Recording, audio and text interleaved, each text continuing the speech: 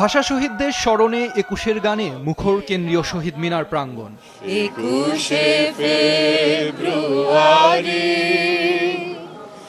আমি কি ভুলিতে পারি। হাতে ফুল, বুকে কালো ব্যাজ, সাদা কালো পোশাকে প্রভাত ফেরিতে নানা শ্রেণী পেশার মানুষ। কেউ গাইছেন ২১-এর গান, কেউ বা নীরবে দাঁড়িয়ে শ্রদ্ধা জানাচ্ছেন ভাষা শহীদদের প্রতি। তরুণ ছাত্ররা বুক দিয়ে রুখে দাঁড়িয়েছিল অন্যায়ের বিরুদ্ধে। তারা চাইছিল শুধু একটাই জিনিস, রাষ্ট্রভাষা বাংলা চাই। বাংলা ভাষা হচ্ছে আমার কাছে আমার মায়ের কোলের মতো, আমার মায়ের একটা আশ্রয়। আমি আমার মায়ের কাছে যতটা নিরাপদ, বাংলা ভাষা হচ্ছে আমার কাছে ততটাই নিরাপদ। ৫২ যে রফিক সালাম বরকতের যে ত্যাগ, এটি কিন্তু আমরাও লালন করি এবং আমরা আমাদের যে আগামী প্রজন্ম তাদের মাধ্যমে কিন্তু এটা আমরা ছড়িয়ে দিচ্ছি। এটা আমাদের ইতিহাস, আমরা কখনো চাই না এটা কেউ ভুলে যাক।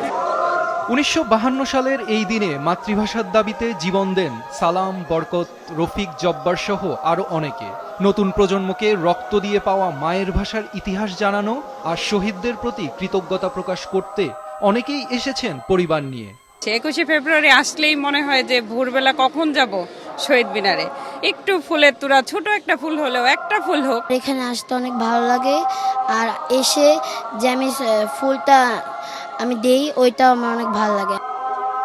রাজনৈতিক, সামাজিক ও সাংস্কৃতিক সংগঠনগুলোর পাশাপাশি বিভিন্ন শিক্ষা প্রতিষ্ঠানের শিক্ষক শিক্ষার্থীরাও অংশ নেন প্রভাত ফেরিতে।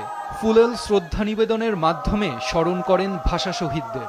২১ যদি না থাকতো তাহলে আমাদের আসলে এই যে আমরা যে কথা বলছি বাংলা ভাষায়, এটাই সম্ভব হতো না। যেইভাবে আমরা বাঙালি হয়ে বেড়ে উঠেছি, এই দেশটাকে গড়ছি, সেই পথেই আমরা এগিয়ে যাব। দুর্নীতি এবং ধর্মান্ধতা সম্পূর্ণভাবে ২১শে চেতনার সাথে সাংঘর্ষিক, এটি প্রতিহত করতে হবে। কেবলমাত্র মাতৃভাষার অধিকার নয়, আমাদের সার্বিক মুক্তির জন্য তারা লড়াই করেছিল।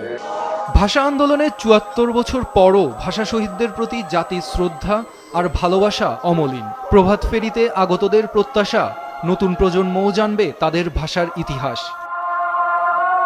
কায়কোবাদ মাহমুদ, মাছরাঙা সংবাদ, ঢাকা।